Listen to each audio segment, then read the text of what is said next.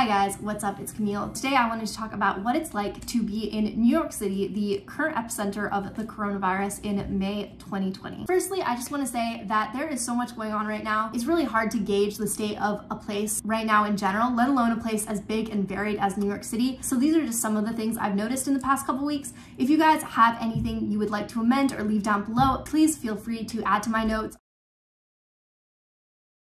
I know a lot of other people have either left New York City or don't live here at all, so I wanted to give a quick update as to what it is currently like in the city. So let's start with the streets. So for the most part, on an average weekday, the streets are pretty empty, especially in places that are usual tourist hotspots like Rockefeller Center, Brooklyn Bridge, and Times Square. Those are all pretty deserted. Cowboys still here? Even in the pandemic. With the exception of the naked cowboy in Times Square. That being said, on a weekend, I do see things getting a little busy for a city that is supposed to be only leaving the residents for essentials. Just last weekend, we had a beautiful Saturday. It was 65 degrees, sunny. It felt like one of those typical late spring days in New York. And that day, from noon to 6 p.m., you would not know that we are in a current pandemic situation. Every single person seemed to be out and about. It was so surreal to see so many people out. Okay, so I am editing this now, and I also just wanted to add how empty Lower Manhattan was at the beginning of the pandemic a couple months ago. So this clip I'm about to show you was taken on a similar beautiful Saturday back in late March when stay-at-home was first in effect. And you can see just how empty the parks are even on a nice day. I'm in Washington Square Park, and there is barely anyone here. On a normal day when the weather is like this, the park is so full. So yeah, compared to the clips of the more recent Saturday, you will see just how busy it is. Yes, some of it may be because of the weather, but it's still crazy to see how people are flocking to spend time outside when we are still technically in quarantine. What really amazed me is that it looked like any other late spring day in New York City, not a spring day in New York City of 2020. There is also a small Mexican place a few blocks from my house doing takeout margaritas and food that had about 50 plus people just sitting outside on the pavements in the streets, talking and drinking and just hanging out, which is a really cute and fun way to spend a beautiful Saturday, but is not what Cuomo and most people had in mind when the stay-at-home order was issued over a month ago. However, this day was an exception, and on 95% of the days when good weather and weekends don't collide, the streets are usually pretty deserted. Now let's talk about businesses. So as has been for the past month, all non-essential businesses are still closed, besides some restaurants which are still operating for takeout and delivery.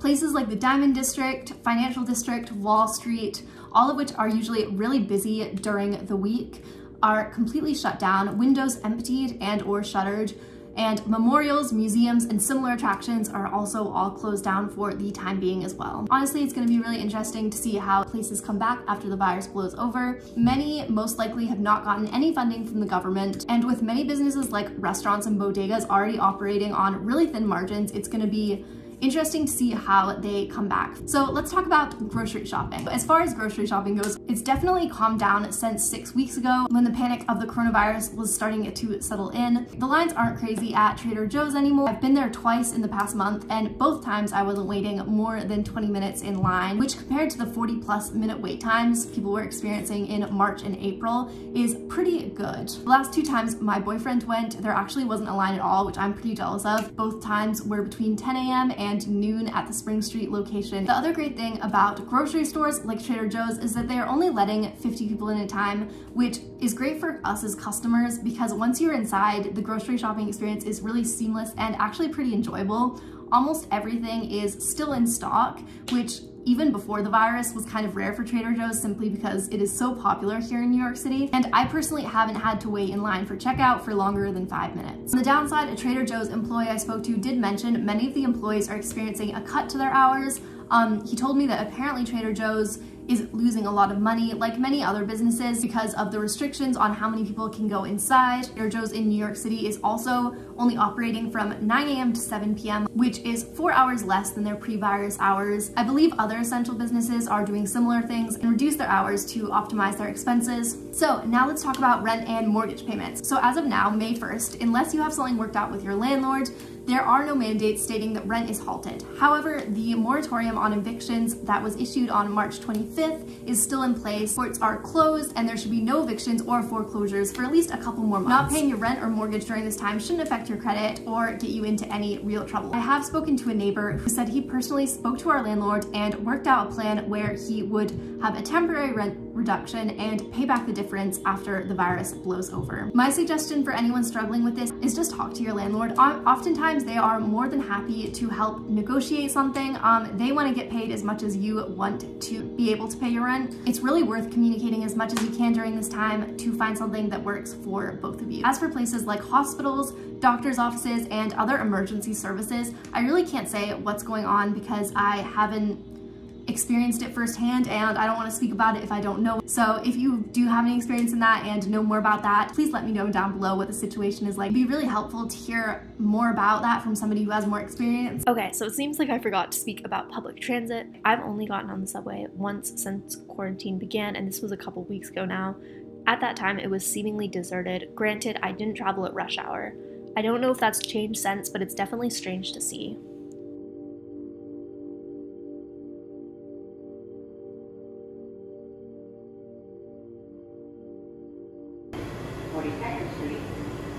Stand clear of the closing doors, please.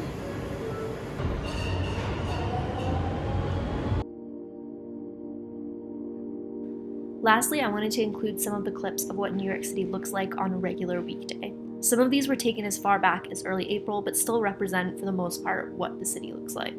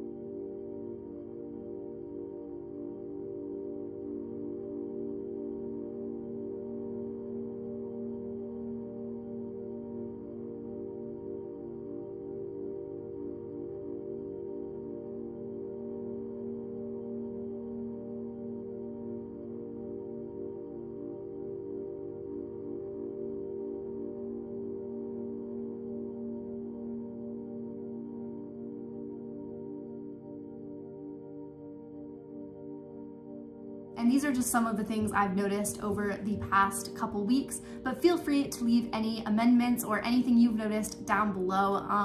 I would love if you guys could share your experience. Thank you guys so much for watching. Stay safe, and I will see you next video. Bye, guys. I also just wanted to take this time to say that now is a hard time for everyone, and being as kind as possible to people makes a huge difference. We're all adjusting to this crazy new life in different ways and at different rates, and everyone is doing their best. While we have a lot of time right now, it's also okay not to feel your best right now, be your most productive, or generally break any records. I'm sure you've heard it before, but during a global pandemic, there's no pressure to feel you should be reaching any crazy bounds.